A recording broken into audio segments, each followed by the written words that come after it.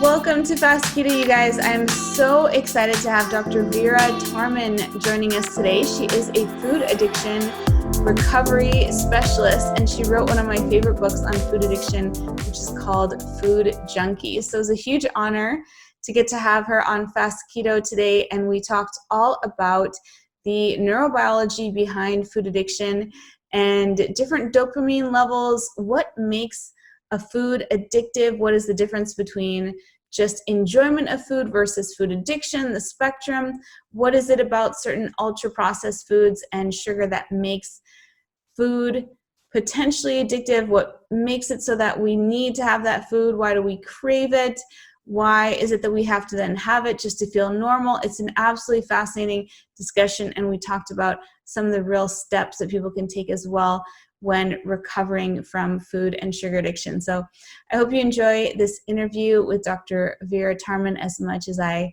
enjoyed getting to record it. Good morning, Dr. Tarman. Thank you so much for joining us today on Fast Keto. I'm so thrilled you could be here.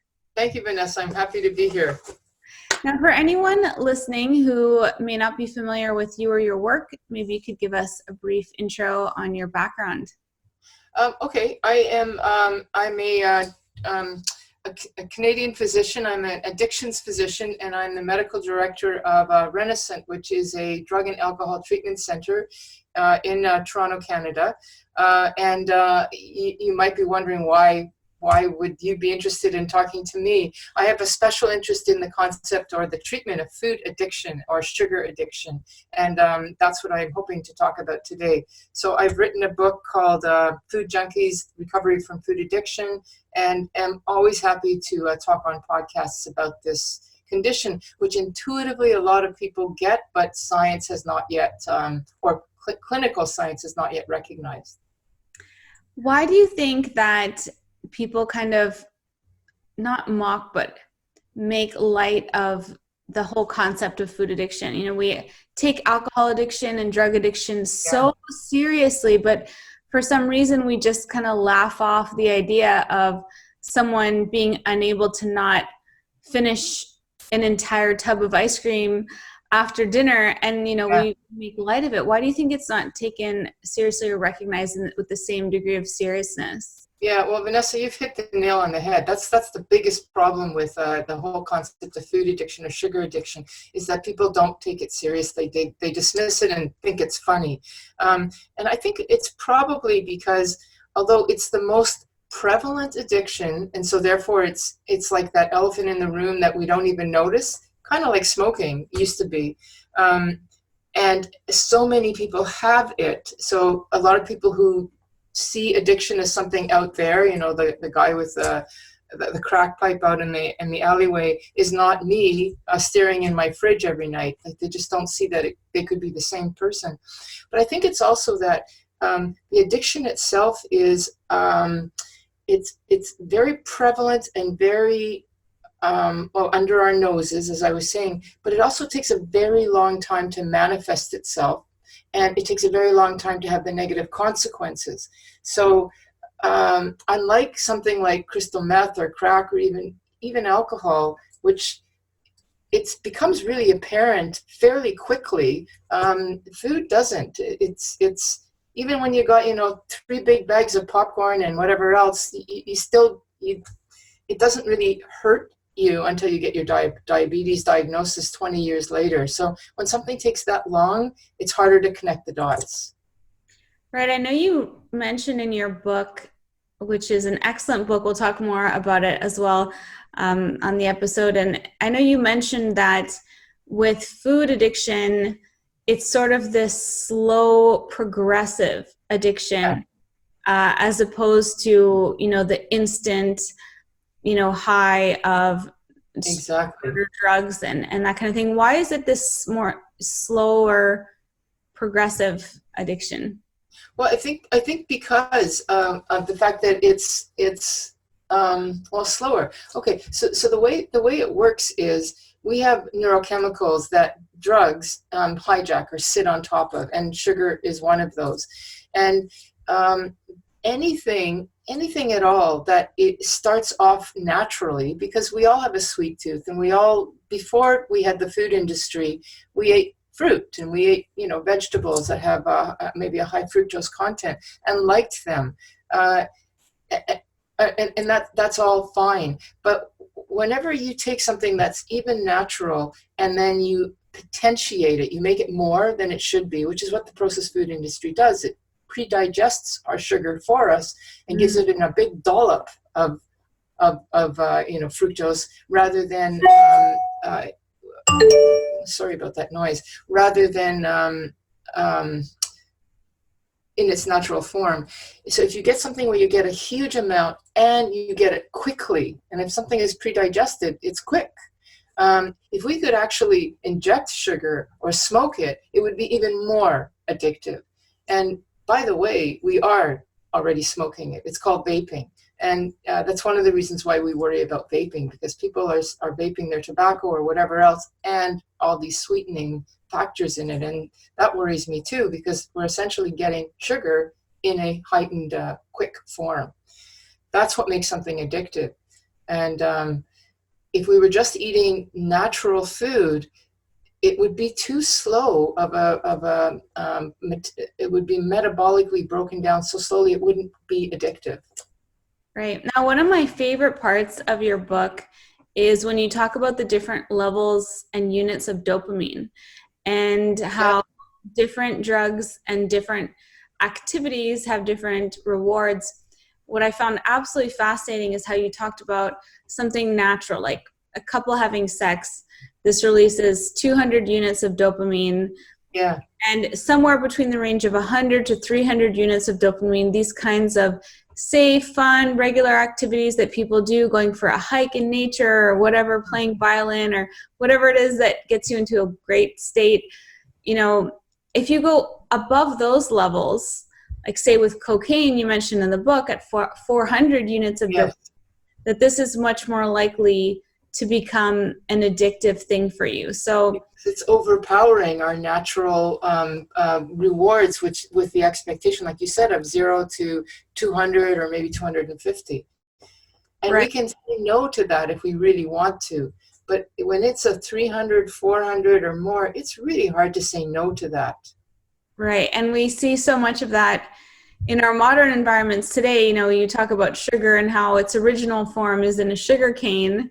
No one is running around all day trying to, chew on sugar cane. But once you refine it, process it, you give it this incredibly rapid delivery into the brain and body.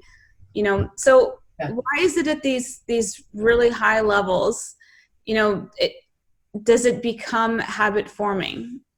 Well, I like that word that you use, rapid delivery. I have to remember that, because that's exactly what happens. The food industry gives a rapid delivery of foods. And so sorry, I got caught up with that. I lost the question. Right. What is it about the level of going sort of over 300 units that makes it a habit forming? Well, okay, so see what happens is we have a nature, our natural system, which is attuned to natural food, is in sync, and it's perfectly created in such a way that I might really like something, but my ability to say no if I have to say no because I'm going to be working the next day or whatever, I can say no. It's a system that's just perfectly calibrated. And when you go outside of that calibration, so I like to call that natural, and then outside of that calibration is the supernatural, or the ordinary versus the extraordinary. And when you move into that realm,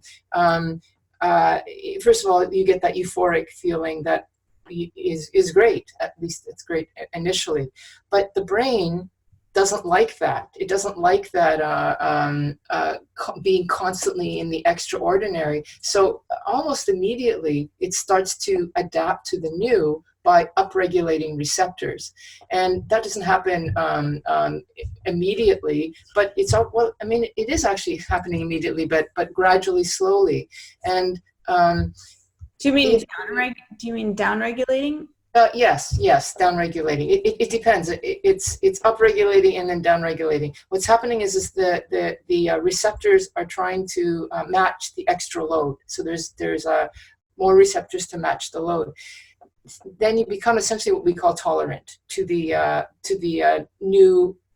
abundance, the 300 or the 400. Can you close that door, please? Thanks. Sorry. You go.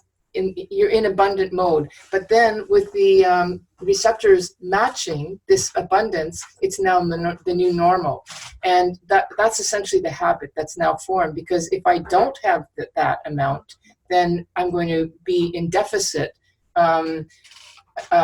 My receptors are needing to be filled, and they can't be because I'm not taking the amount that now is like 3 Mars bars a day or whatever it is, a couple of drinks a day.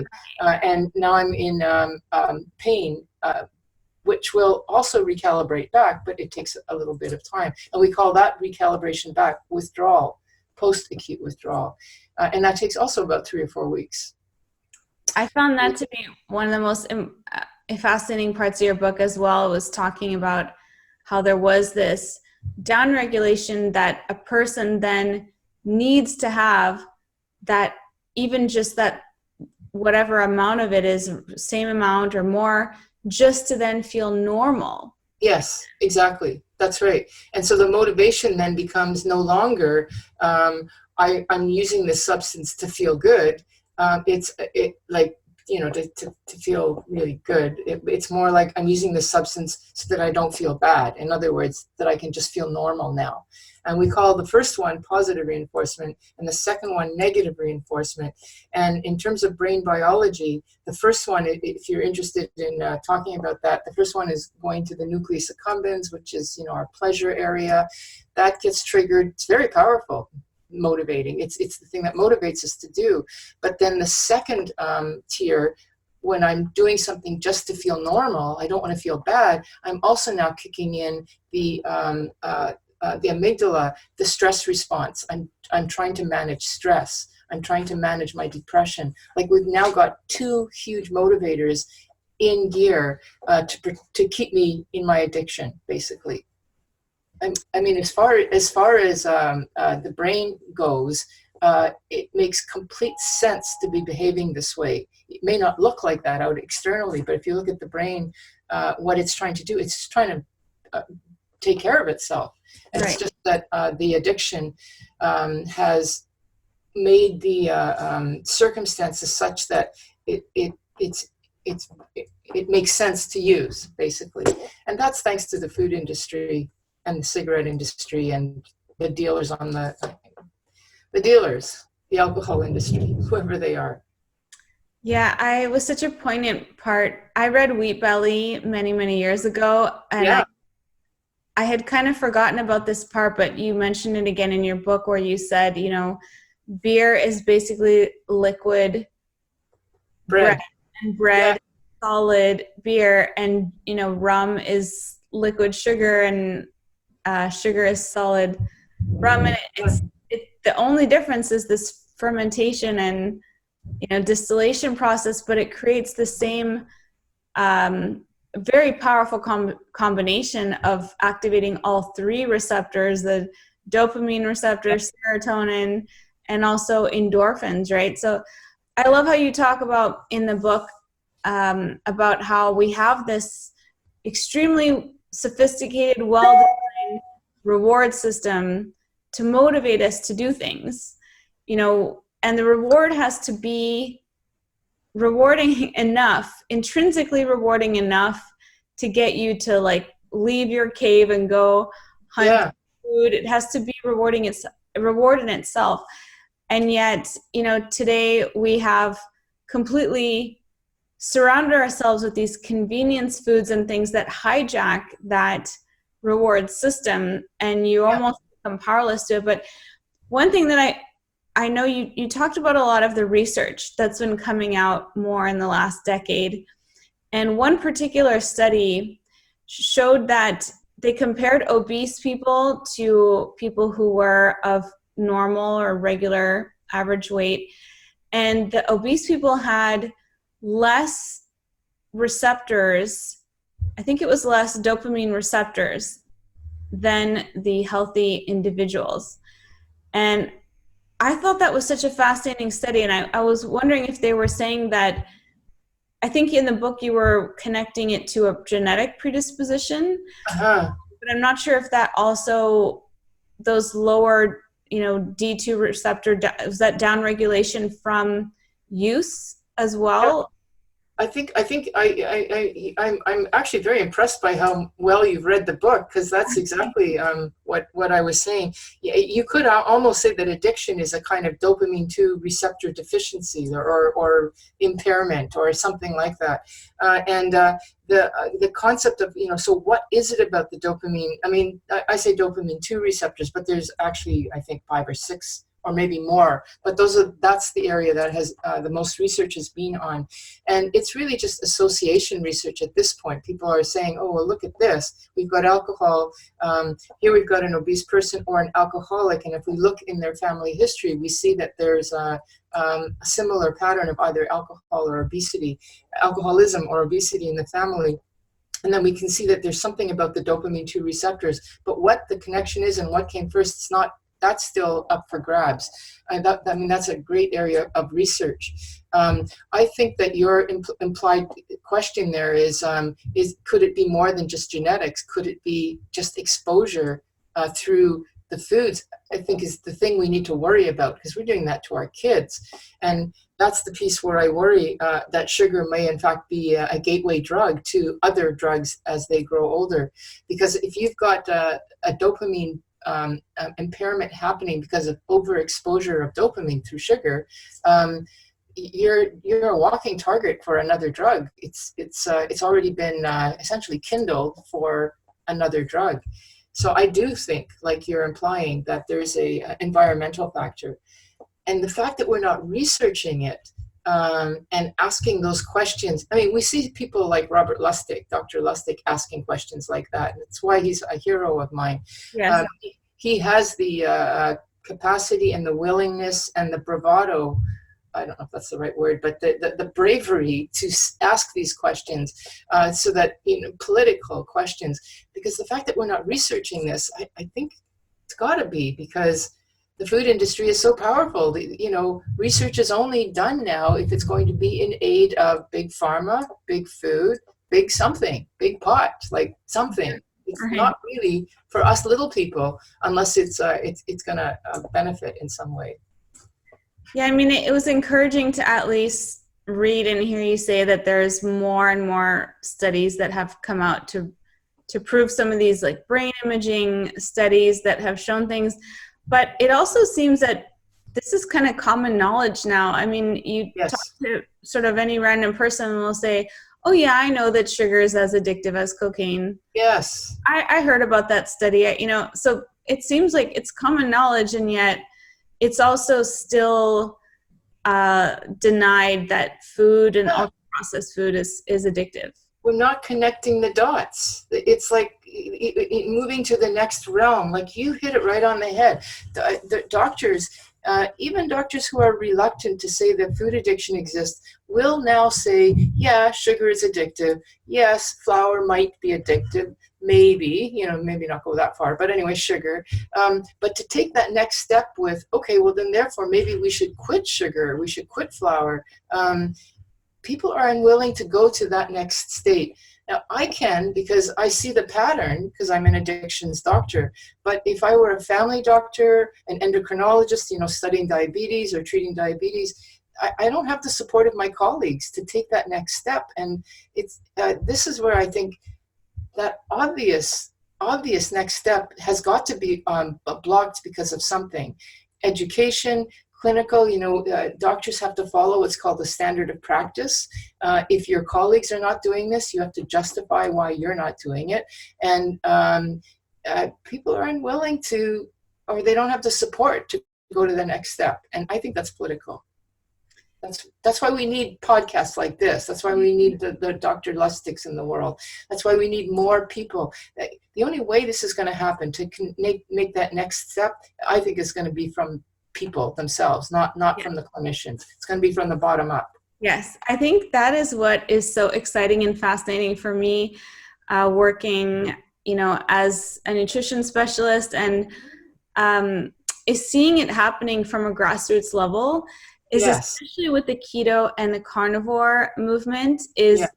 carnivore for me and for many people has been this like food sobriety. It's like the only, because even with, keto or paleo or other kind of real food, whole food movements, they still have a lot of processed They refined do. things, and they Yeah. just take the sugar out and put dates in there or whatever. It's the same thing. So you still get those same pathways, activated. But when people move to something, it's seen by the mainstream as extreme, as just sort of animal foods, real whole foods, and like water, then they experience this food sobriety for the first time, because there's no sweeteners, there's no natural sweeteners, there's no nothing, there's just real food and a real connection back to what eating should be. It's just you're eating because your body needs essential nutrients and minerals, it gets those in, and then that natural reward system kicks in that says, okay, I've had enough of this, now we're good. And you lose interest in eating those eggs or beef. Like no one binges on eggs and burgers. Like it just doesn't happen, right? And when it does happen, like somebody who's bulimic, it's usually along the lines of the progression of food addiction. Like it's usually at the end stage where there's actually the eating behavior itself. Like some people will say that they're overeaters just for the fact of eating, but it doesn't start that way. And Right. I just want to go back to, you started to talk about obviously your background, which is keto and keto nutrition. It's one of the reasons why I'm just thrilled to see the keto movement and the paleo movement before that, is because I don't know if it was ever intentional or that you've stumbled upon it, but you mentioned it, food sobriety. Like it's, why is keto so freeing for people and paleo so freeing? Because they stumbled on food sobriety. And oh my God, it's so wonderful to not be enslaved by wanting to, go to your fridge every night. Yes. I was someone who always lived to eat, and now I eat to live. And it is such a powerful, liberating, transformational thing. And I know that a lot of people are experiencing that. I see it day to day because I'm in all these, Facebook carnivore groups and zero carb, and people are like, I've been living this way for 10, 20 years. Just, I get up, I eat beef during the day, I drink water, and I live my life. And I'm not, a slave to any of these, food products and food, food-like substances that have really been replacing, what real food is. And I mean, I understand there's different issues with binging, but I was saying in general, what I've seen is that, people will eat even like a 16-ounce steak. They get to the point where they're like, I cannot eat anymore. But that never happens with like ice cream or, any of these other kinds of foods. Yeah, totally. I totally agree with you there. Yeah.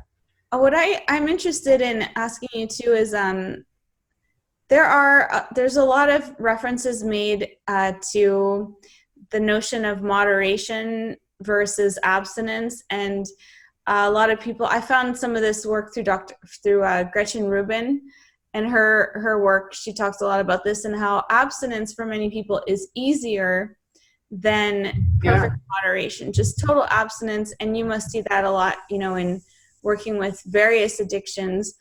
But why do you think it is that there are some people who are born or come into this world, someone like myself or others who've dealt with food addiction, where they can't just have that, like, I became a candy addict from a very, very young age. Like I was my coping mechanism, food addiction, all of that. But there were other people around me who didn't have that,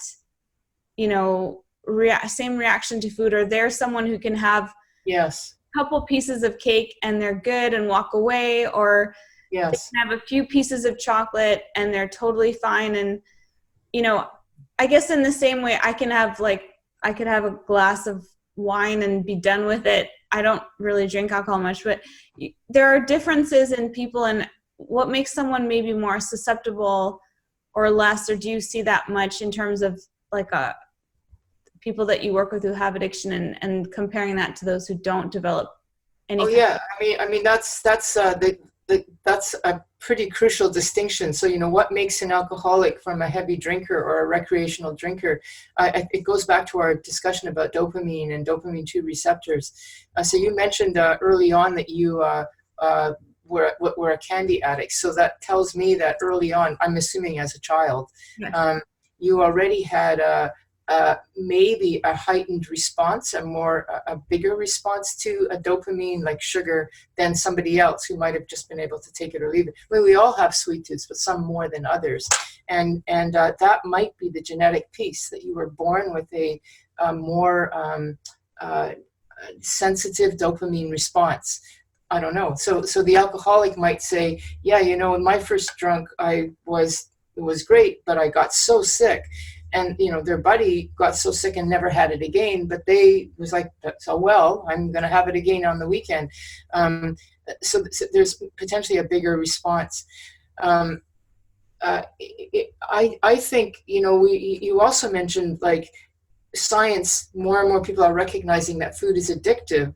But is there an actual food addiction syndrome? And that's the piece I want to say, yes, there is, because I don't know about you specifically, but it could be you, certainly me. At a certain point, there was no way I could just have basically moderation, because it was no longer that food was addictive, but now my dopamine receptors had changed enough that even if I'm abstinent, which is easier. So, I mean, when somebody says that, that tells me they've already got this template of addiction. If it's easier to not have than to moderate, go with it. That is your intuitive sense saying, don't.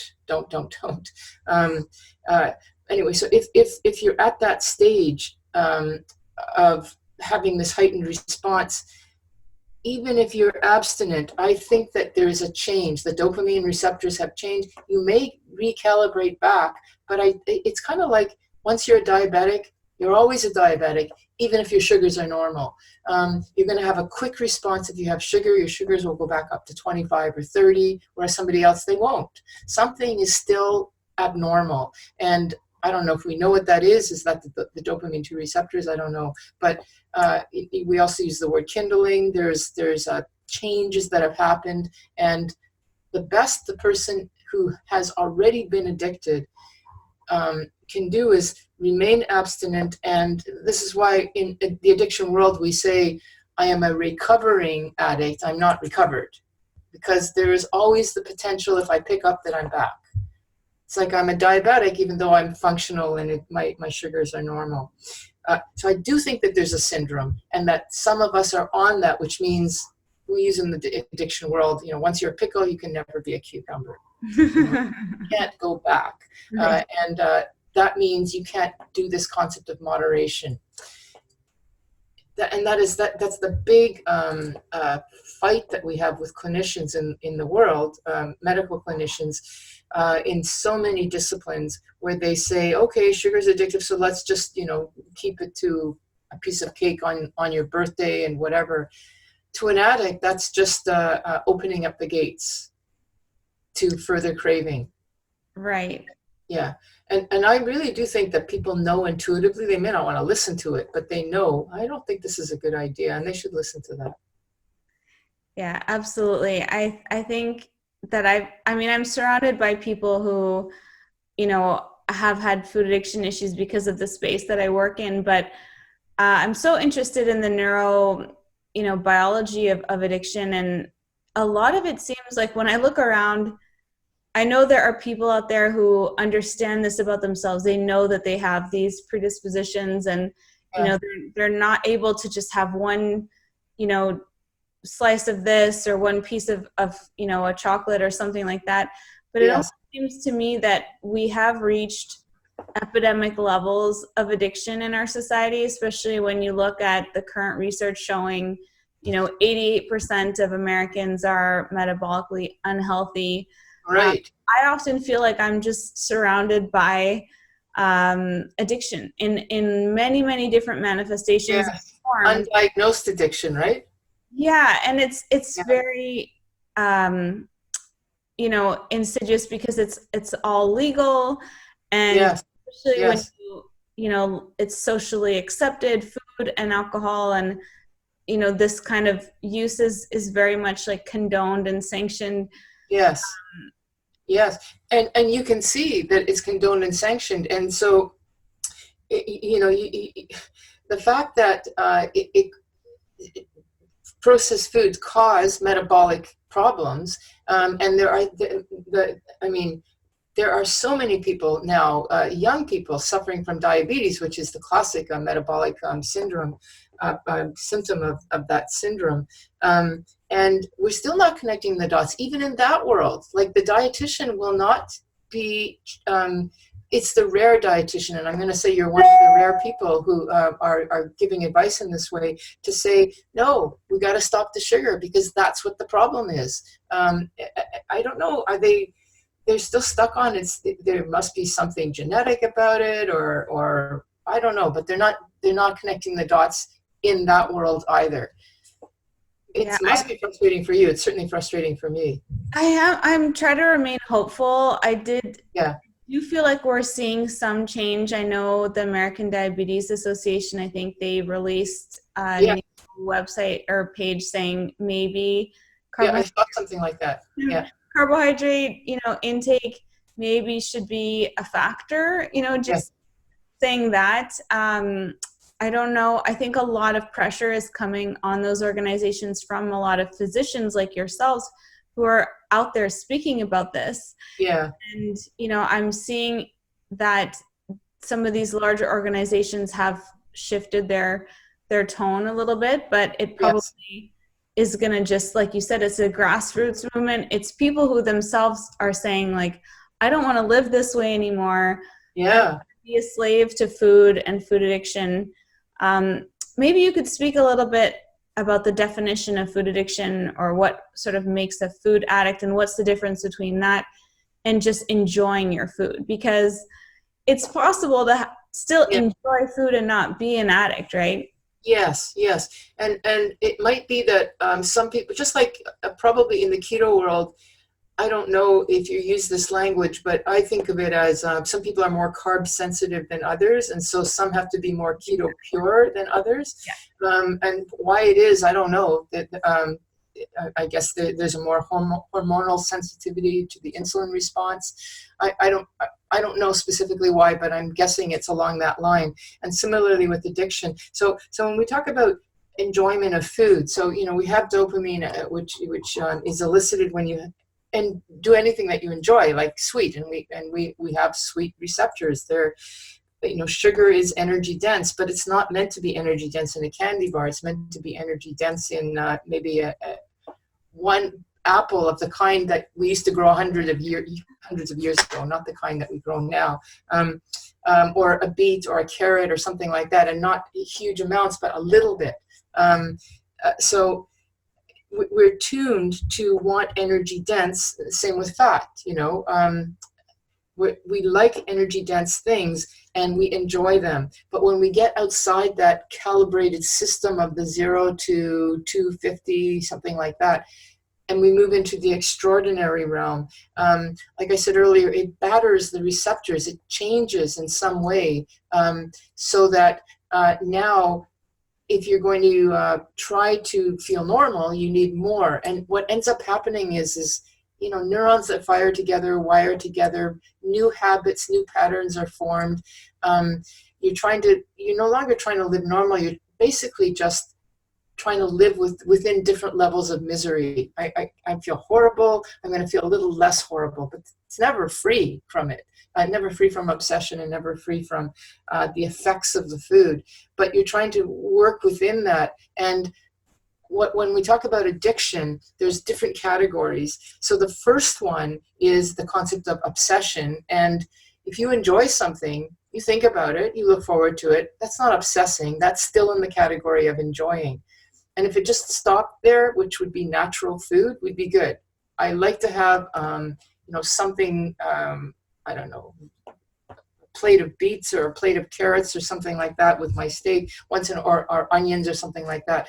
But I'm not, like you said, thinking about it after I'm full.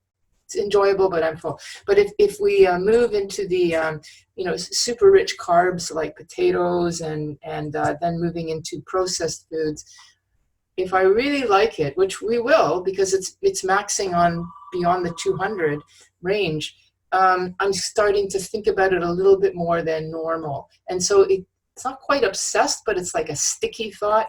I can't wait until later tonight or on the weekend, I'm going to have a nice meal somewhere. Anyway, when that becomes, because the receptors have to change to adapt to the new extraordinary, that is starting to, that dopamine. What is dopamine but the sense of desire or craving? If you have a sense of craving, that means dopamine is in action. And so as the dopamine is ramping up to match, so is your desire. So now the desire becomes obsession. That's still not addiction. It's just obsessing. Like people who say they're chocoholics. So they'll have chocolate, but then they stop.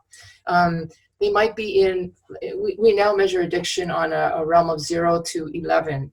It's now called substance use disorder. And anything under 3 is just mild. So you're still in the mild stage or not even there yet. But if you're starting to think about it, a little bit more, and suddenly a little bit of impairment happens. Oh my God, I've gained weight and I don't like this. Or, oh my God, my sugars, I'm pre-diabetic. Now we have a checklist, like I said. So there's the obsession that's getting bigger all the time as the dopamine and the receptor changes are happening. And now impairment is happening because you're in the extraordinary realm. The body's not hormonally meant to be living in that realm. So you're going to start having hormonal changes and then what we call metabolic syndrome, impairment. So then you decide, next check mark, I better start controlling this. And you find that you can't, because I can say no to something that's in the normal realm of an apple or a steak, but I can't with 3 Mars bars or Haagen-Dazs. It's beyond my ability to say no. So I'm now my lack of control. Then I decide, oh my God, impairment is getting worse. I have to stop, and I can't stop. Now when you get all of those criteria, we have different ways of asking. It's the 20 questions of alcoholism, the 20 questions of food addiction, doesn't matter. They're all measuring these criteria. And when you get all of those, obsession, impairment, can't control, can't stop, we've got all the criteria of addiction. And we see that once you're there, it's like you're a diabetic. You may be able to make that quiet, but it's still there lurking, I think. Because the receptors have changed. Something has changed, and I don't think you go right back. Now, for someone who is quitting sugar, wanting to quit sugar, thinking about it, and sort of making a change or shift to more of a real food diet, and what kind of steps can they start to take in terms of making those changes? Okay, it depends on how bad it is and how serious the person is. A lot of, my impression of how things have been is there's been the food addicts and the food addiction world that's been around since the 50s, basically since the processed food industry has come up. But we've been kind of the extreme end. And maybe they were people that were alcoholics who quit drinking and then became sugar addicts, or they were the people with obesity. And anyway, it was not that many people, a kind of select group of a niche group of people that have been talking about food addiction for quite some time. But then, metabolically, we've seen that the food industry has caused this destruction like diabetes, obesity, and people have been looking, what do we do about this? And, we had the Atkins diet that was a response to that early on, and then that sort of fell out of favor. But really what I see happening is that the paleo and then the keto kind of stumbled in. Well, I say stumbled into our world. They came in to respond to the metabolic crisis and also to some degree cosmetically, because people don't want to live if they can. And suddenly we had this diet that was actually not bad and like your term, food sober, answering a lot of questions without really realizing that they were also helping us, the niche group of us. And we're going, oh my God, this is great because there's so many more of you than there are of us. And, you guys are younger and you're not as damaged. So my hope is that your movements, and I'm just saying that because you're representing that here, will capture people in early stages before they get to my office, because they're going to stop eating those foods that will environmentally put them into metabolic syndrome, because they're eating keto and they're eating paleo, and hopefully if they're eating plant-based, that they're eating the right plants and not, like you suggested, the processed crap that is in all of our things. So if you're early stage, what do? I think keto or paleo is great.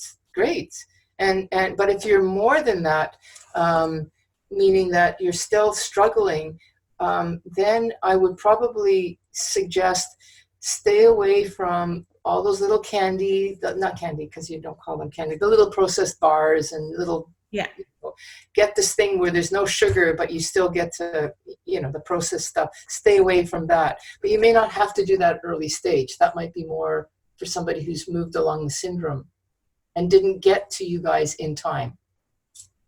Right. So the kind of some of the first steps, I guess, would be like a self-awareness that there's kind of an issue there, and then like getting your house, cleaning out your cupboards and your fridge and that kind of thing. And practical steps. Yes, absolutely. So in terms of the diet itself, the most, the carbs that are the most dense or starchy, or certainly sugar has to go, the super starchy carbs have to go. I'm actually a real fan of getting rid of grains as well. I think that they are pushed as being healthy, but I don't think they're healthy for a lot of people. So I like the idea of getting rid of sugar, flour, grains, and then looking at whatever. I still eat vegetables. I still recommend them, but depending on where the person is, they may have to diminish that amount too. So the food is really important, and I don't think that the person should do it on their own. I think that that's a mistake. Because you get a lot of people who end up restricting to the point of not healthy. And that might be fine, but it's not sustainable. You want to have a food plan that's sustainable, like you said, for 10 or 20 years or more.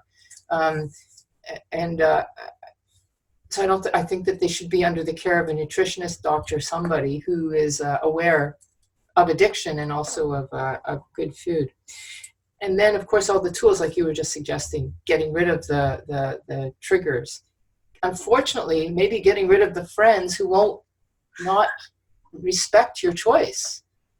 Yeah, it can be challenging with, your social environments, work environments, and those kinds of things. The peanut gallery can bring in a lot of opinions and that. But what's been amazing about this keto movement is that the amount of support and community that's been in there that has really fostered a lot of, I think, sustainability for people, because they don't feel like they're alone. They have, an online community at least where that they can go and kind of share and partake and, see other people doing the same thing. Okay, it's another day that, every day feels like a win when you don't have that, food or substance that you're addicted to. So having that community is really helpful, but having more support if you need it locally with, a support group. I know there are some groups like Overeaters Anonymous, and there are some groups out there that can help people to find, local support, which can be helpful, and just education, right? Learning and understanding it more. Now, your book, Food Junkies, is absolutely fantastic. I love it. I've read it a few times. It's so good. Tell us a little bit about the book and, what your mission was in writing it. Okay. Yes, so Food Junkies, Recovery from Food Addiction. It's a second edition. I wrote, probably about 10 or 15, I'd say now 15 years ago, I've been talking about food addiction as a clinical syndrome, because I'm an addictions doctor, and in the addictions world, there were a few people that were starting to look at the science of that. So like Nicole Abina and, a few clinicians that were, looking at the science and starting to write about it. And that felt to me like I needed to have some kind of science. I couldn't just get out there and talk and rant about it. I had been already doing that privately because I had my own difficulty with eating and food and all that, even since my 20s. Now, if I had actually been living a little bit later and came into the keto world or the paleo world, I might have actually not even come here but that didn't exist then. It's kind of interesting. I never thought about that, but okay. So I'd been talking about this without any support and people dismissing and laughing and whatnot. But when I saw the science, I thought, okay, this is important. Excuse me. And then here I am working in an addictions facility, and I saw so many people. They come in, we lock them up for 4 weeks so that they can stop their alcohol, their crystal meth, and they would eat. They would say, I don't know why I'm eating like this. I never used to eat like this. And we're talking like they had a Coke machine, a Coca-Cola machine in the. Oh boy. They were drinking basically soda all day. I mean, thankfully, in one of the places they got rid of it, and we're trying to get rid of it in the other. But anyway, what was essentially happening was that people were transferring their addiction to sugar, and it was so obvious to me, especially when people said, I don't eat like this. So I wanted to start talking about it, and I was just told many times, you got to write a book because people won't listen unless you write a book. So I got somebody to help me with the research, to compile the research, and then just started writing about some of my experiences of these patients, including myself, and how twigging the thought that this might be an addiction and let's treat it the same, in other words, abstinence, not moderation, can make a huge difference. And like you mentioned, the support piece is so important. I'm, as I said, really glad about the keto movement because that gives even more support. But we have, Overeaters Anonymous. We have another group that's called Gray Sheeters Anonymous, which is a splinter group of OA, food addicts. There's actually like 10 or 12 splinter groups that are all trying to give the support because it's so important. This is an addiction. An addiction means that the craving, which is dopamine, is bigger than our ability to say no. And we need to have social support. Yeah. I need more than one no to say no to my big yes. Yeah, absolutely. I need a group of no's, a village of no's. It's such a great book. I'm definitely going to put a link to it, and I've posted about it a few times as well to share. It's so well put together, and it's just so important for people to understand, the chemistry, the biology that's happening behind the scenes. And one thing that I found fascinating is seeing how many people in the keto and carnivore spaces, you're eating a lot of protein.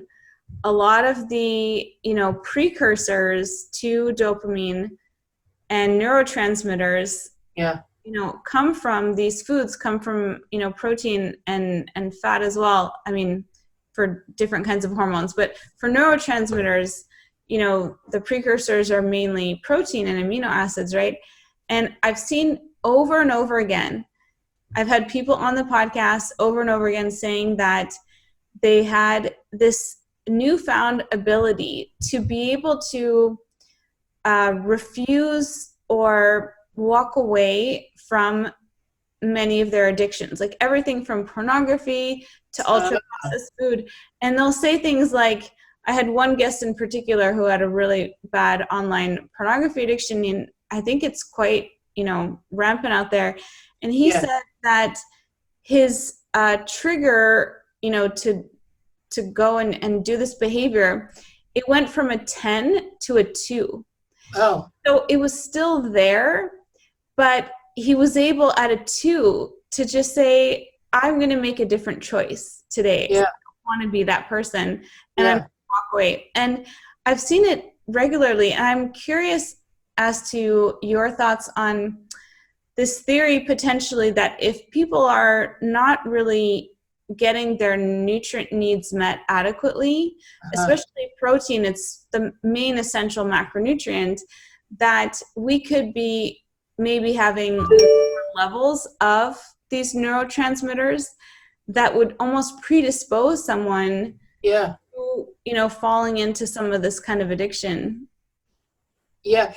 That's, I can only say that that sounds intriguing, but I've not gone there. I'm actually really interested in that. Let me ask you. So what I heard you say, and I'm intrigued by this, that not only is it that the sugar can be a gateway to other addictions, but I think you're saying that that the not getting the sufficient amount of protein, or essentially the precursors to dopamine, is itself a gateway to other addictions, including sugar. And that's interesting. I've always seen it from the other way, going back, like it's a transfer from sugar to something else. And you're actually saying, no, it could actually be the beginning of the process, and that other addictions. I find that fascinating. I don't have a comment because that's not my area, but wow, it's interesting.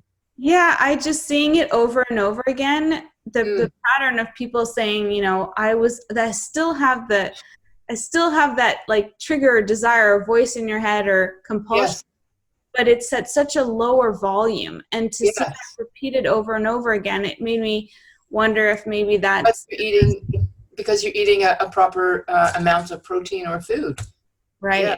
Right. And we do have, many doctors in the space who are low carb doctors who've talked about this, and how basically almost any deviation from the standard American, high carb, low fat diet that is recommended, almost any deviation from that is better for you, because the amount of protein in it is so low that for most people, the combination of the higher energy dense foods in there is just, it's just a recipe for being the most obesogenic possible. But you don't think about these other factors of neurotransmitters that maybe you're not getting.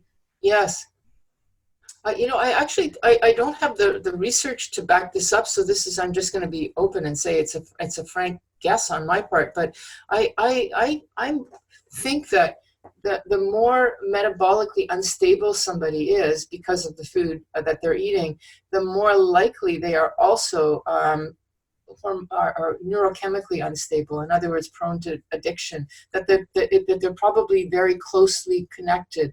But because we're not looking at, the two of us are from different disciplines now talking to each other. But traditionally, we read our own literature and we don't read each other. But I think as we start to do that more and more, we're going to start to see that there's probably an overlap. So that a person that's diabetic is, I'm going to guess and say, if they're not a food addict, they're close to it, or they're addicted in some way. And somebody else who has the fortune of being able to eat and get away with it more is probably the person who can have a piece of cake every once in a while. Right. Yeah, well, I think the work that you're doing is really so important, and more important than ever, seeing as though we're understanding more and more about metabolic health and how, most chronic non-infectious disease has some connection back to proper metabolic health. And so it's more important than ever for people to be able to understand, the neurochemistry and neurobiology behind food addiction and all of this. So I really appreciate all the work that, you do in this space, and your contributions in your book, which is really, really fantastic. Great, thank you. And besides the book too, if people do want to, I don't know if you struggled with quitting sugar early on when you first came on this journey, but a lot of people do. I have a Facebook group called I'm Sweet Enough, the Sugar Free for Life, and people are welcome to check that out. But I do want to say that one of the bridges between the keto world and my world is just that I think keto is great, and just don't fall into that trick of just because there's no sugar on the label. If it's a label, be worried about it. It's still processed, and it's still potentially addictive. Yes, I 100% agree with that. I was going to ask you if you had a Facebook group as well, but the keto movement has been more and more influenced by carnivore, and so a lot of people are now seeing that I always practiced more of a strict keto, which was like just a lot of protein and low starch vegetables. Yeah. But the keto space is so huge and there's so many food products. I think in some ways it's helpful for me when I quit sugar. It helped me to have these keto alternatives as a lateral shift to move away from that while I was eating more and more real food. And eventually, it was about 3 years ago, I just removed all, sweeteners. I needed to have that like gradual lateral move over. But a lot of people are now seeing, well, that is the last thing that was kind of keeping the food addiction was these keto treats and snacks and sweeteners. So they have a purpose, I think, to help certain people. Like my husband will never, like he'll always want to have some kind of treat or thing like that. And for him, I know some of them are better alternatives. But you're absolutely right. Like for most people, if they are dealing with food addiction, that you're just trading one thing for another, even if it maybe is a little closer to real food, it can. Yeah. Or, if they're further along on the addiction syndrome, whereas your husband may not be, so he can get away with it. Yes, I do think that there is a syndrome and a sort of level of severity. Yeah, absolutely. Well, thank you so much for taking the time to come on Fast Keto today, Dr. Tarman. I really appreciate it. And I hope to see your work out there more in the space and, see you at more of these like keto events and things, because I know people really appreciate the information that you're sharing, and it's so helpful. Thank you. Thank you very much for asking me. All right, you guys, thank you so much for tuning in today to the show with Dr. Vera Tarman. I so appreciate her taking her valuable time to come on and share her expertise with us all about food addiction. And I hope you guys go check out her Facebook group that she mentioned. Go check out her book, Food Junkies. It's a brilliant book. I have it on audio, and I love listening to it. It's full of so much fantastic information. And let us know how you like the episode over on Instagram. Let us know where you're listening in from. And I would absolutely love to hear your feedback on the show. So if you want to give keto a try with me, I actually have a free ebook at www.ketogenicgirl.com, which has a section on quitting sugar and sweeteners. But if you want to take it to the next level, I also have my program, which is the Ketogenic Girl Challenge program. And all of my meal plans are available at ketogenicgirl.com. The purchase of any of those meal plans gives you access to my coaching and support group, where I provide coaching and answer any questions that you have about doing keto and about potentially doing keto carnivore, whatever it is that you are doing with regards to getting results. I'm here to support you and answer any questions that you have. Starting a new lifestyle can be really overwhelming, and that's why I created the program, to be able to support people who are making this change. So I'd love to hear from you. If you want to send me a message over on Instagram with your goals, we can talk about the challenge and program, and we can talk about how to get you the results that you want to see. So until the next episode, if you enjoyed today's episode, share it with someone you think would enjoy it as well. And I'm wishing you a fat-fueled rest of your day.